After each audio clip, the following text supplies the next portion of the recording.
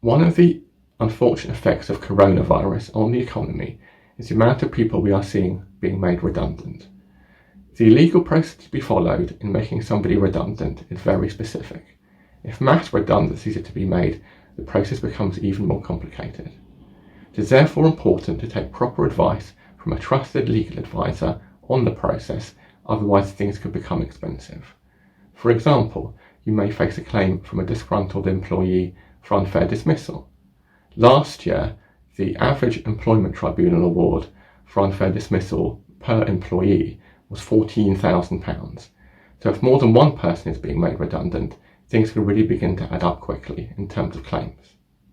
Here are some tips on the redundancy process. Firstly, do redundancies have to be made? Could alternatives be followed? For example, having people work on reduced hours. Secondly, decide who is at risk of redundancy.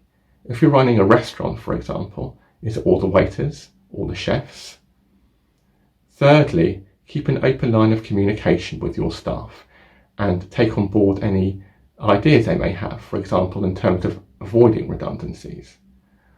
Fourthly, be open-minded about the process.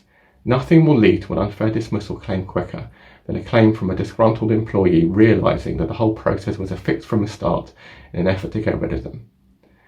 Fifthly, have the employees who are being made redundant and leaving sign a settlement agreement. A settlement agreement is an agreement between the business and the employee in which the employee agrees to waive all of their claims in relation to their employment and its termination in exchange for some money, which a lot of the time can be paid tax-free. Finally, as I started, take proper legal advice. There is a lot of information out there about redundancy, but each case will need to be dealt with on its own merits, and therefore it is important to have somebody guide you through the process properly.